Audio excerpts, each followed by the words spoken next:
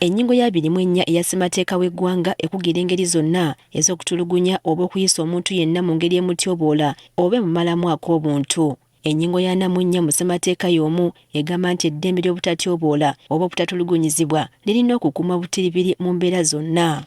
Okunyweza ennyingo zonna waliwo n'etteeka ettongole eriyitibwa The Prevention and Prohibition of Torture Act 2012 nga lino lirimu n'ebibonerezo ebikakkali omuli n'okusibwa mu nkomyo okumala ebbanga eritasukka myaka 15 oba okuwenga ssiya bukadde 7,200.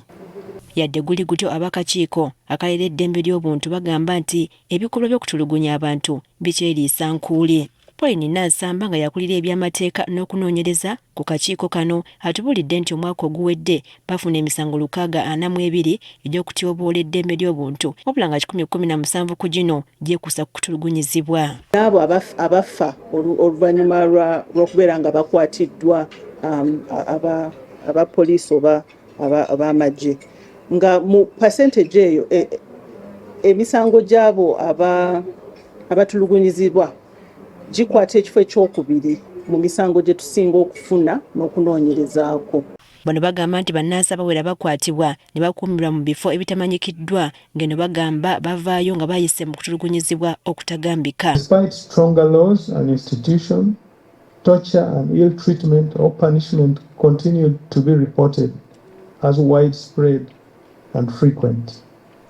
It reiterated earlier recommendations regarding unauthorized places of detention. Ekyennaku nti ebitongole by'okwerinda bye bisinga okusongwamu ennwe olw'ebikolwa bino wabula ng'ate ababyenyigiramu emirundi mingi bakuzibwa bukuzibwa mu kifo ky'okubakangavvula.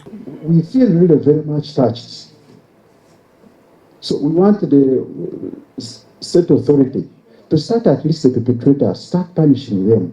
Abamu ku bantu abatulugunyizibwa bagamba nti tebakyalina na bwogerero kubanga ebiseera ebisinga batiisibwatiisibwa ne bafa ekisiiri ekyongera okubannyika emitima. Gavumenti erowooza because we are tortured tugenda kwogera ebyatutuukako.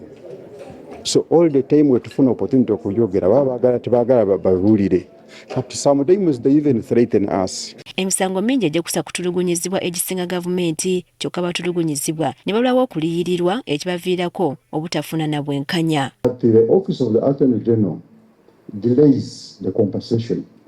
And most of our torture victims have died without even getting those compensations. And you find that where compensation is given by the institution, these compensations are in installments, and you find that the grievous harm that is done to the complainant really is not catered for. Olwaliro lwe lunaku lw'ensi yonna olw'okwefumiitiriza ku butya ebikolwa by'okutulugunya abantu gye birinza okumalibwawo mpozi n'okulaba nga bayisiddwa mu mbeera eno bafuna obwenkanya.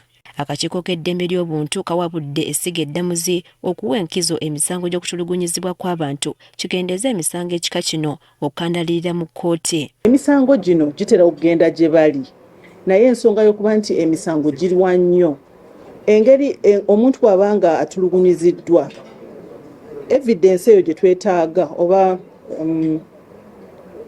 obujulizi bwe twetaaga okulaga nti kino ddala kyabaddewo emisango bwe giriwa ennyo tulabanga omusango omuntu aba tasobola kufuna bwenkanya. Peter Lamex Omara nga yakiikiridde ssentebe w'akakiiko k'eddembe ly'obuntu Mariam Wangadya ategeezezza nga akakiiko bwe katagenda kwetuulako wabula okusigala nga bakyagenda mu maaso n'okunoonyereza ku misango egy'okutulugunyizibwa.